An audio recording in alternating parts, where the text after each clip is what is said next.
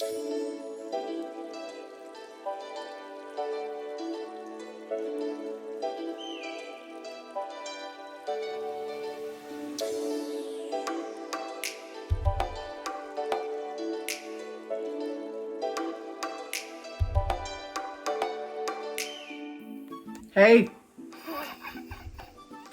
I'm gonna make some choke cherry something, compote syrup, something or another.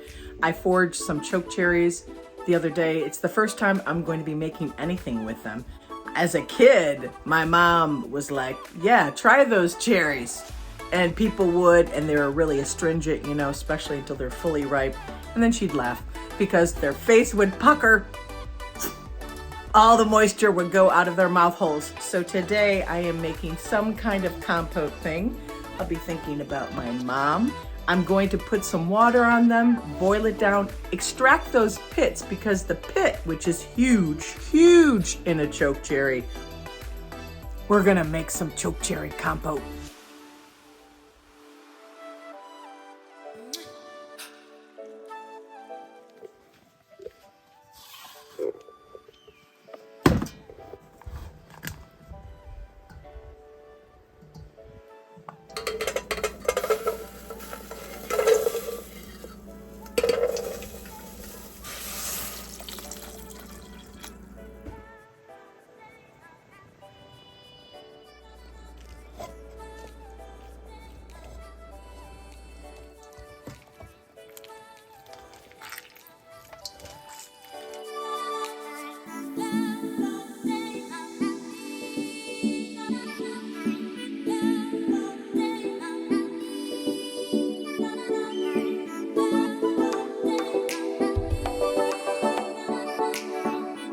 It's a warm end of summer day here on Puffy Bay, and it's hot.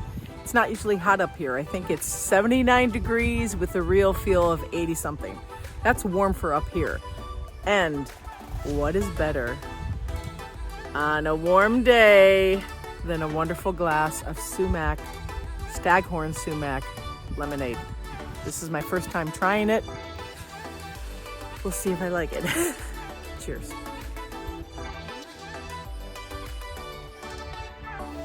Oh my God, it's everything! Oh, it's so good. It's tangy. I didn't put any sugar or honey. They recommend you doing that. I didn't put any of that in there. It's tangy, it's fruity, tart, loveliness with a berryness about it, and just incredibly, incredibly refreshing. Sumac lemonade. It was so easy to make too. You just basically get one of those beautiful red clumps of sumac, stick it in the water, cold water, let it sit for at least an hour or so, but I did it overnight. Stir it up, crush it around a little bit, wait, have some patience, and then you get this refreshment. You know, this year I was very late to the staghorn sumac, and it had rained.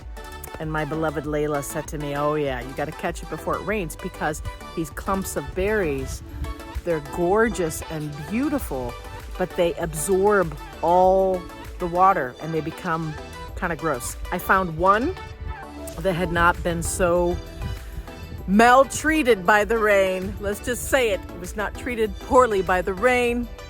And I used that, and wow, am I glad. Next summer, there will be many beautiful sumacs, responsibly, of course. I don't want to take everything, but I will enjoy sumac lemonade time and time again. Wow, this is refreshment. Happy foraging, right? And I'm so glad that my mother was wrong. I wish she had known that this wasn't poison sumac, because my whole life she warned me to stay away from this particular sumac with the beautiful red, the staghorn sumac with the beautiful red fruits. And she said, you know, don't touch that. It's sumac, it's poison sumac. And I didn't know. I didn't know that this was the glory that it is. Huh. Yum. Foraging for the win.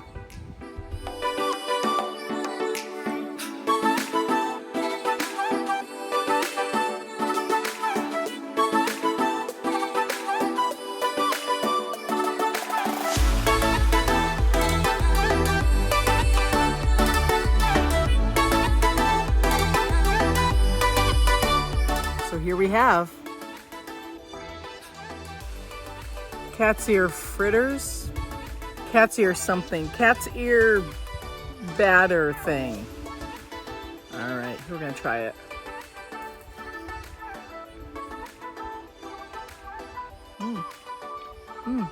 The batter is horrible. The consistency, like rubber, not a cook. Let me try one of the little ones.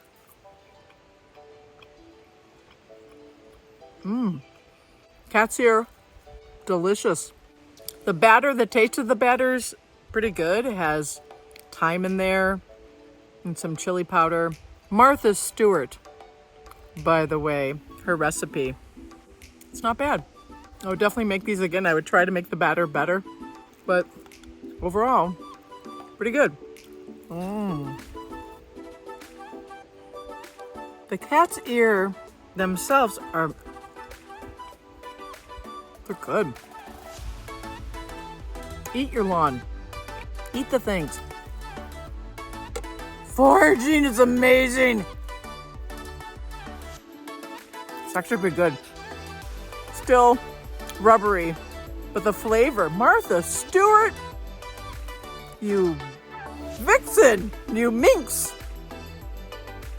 I should know that just by and large, her recipes are pretty good, or whoever she steals the recipes from, or whatever.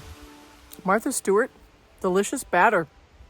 I just have to work on, I was too bare clumsy about it, just throwing everything kind of together. I know you need to have more delicacy about these things. I did not.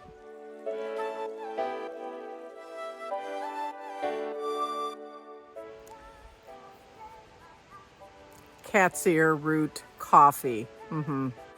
It looks like coffee. You know, it does smell a little bit like coffee or something roasted and rooty. I've had dandelion tea before, so I think this is pretty much going to be the same. But let's try it. And also, I don't drink my coffee without creamer, but I want to get the full flavor, so.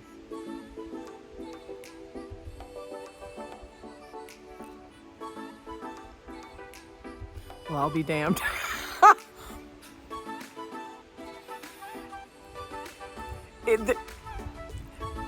There's something coffee-like about it. Much more so than dandelion tea. I think the roasting in the pan, the slow roasting.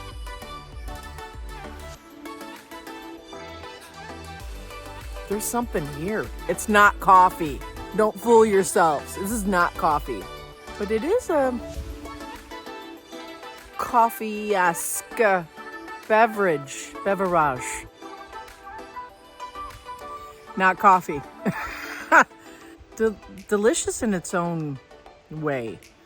If I was going to go off caffeine, this might not be a bad thing to drink as one of a variety of wishing it was coffee and it's not beverages. But I am not going to go off coffee. I'm not going off coffee. Why would I deprive myself of an elixir from the gods? I am not going off coffee. But I do like cat's ear, which also would be dandelion root beverage, hot beverage, roasty beverage. I would utterly do this again. I would saute up those little shoots with the little buds. I would pickle the rosettes. In fact, I've done this now a couple times. I love the pickled rosettes. I would make a way better batter, maybe like a tempura batter for the flowers. Delicious, they're delicious. I would make the coffee again on occasion. It's a bit of a pain in the butt to roast and everything, but it's delicious. I didn't even eat the leaves because the leaves are a little tough. It's late. It's almost September. It's the last day of August.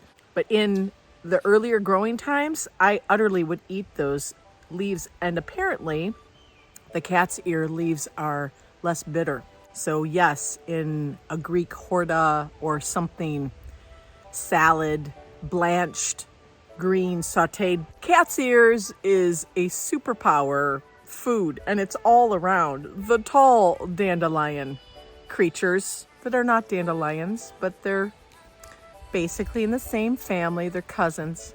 They're yum, and they're plentiful. Eat them. Eat them up. Eat the weeds.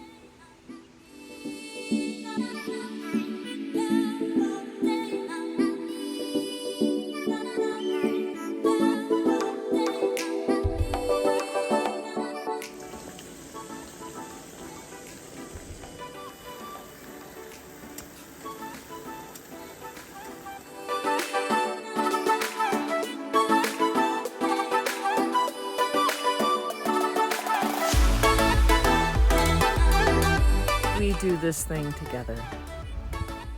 We do this thing together. We forage. Hopefully we forage together. That would be awesome. Putting that out there. I would love to forage together.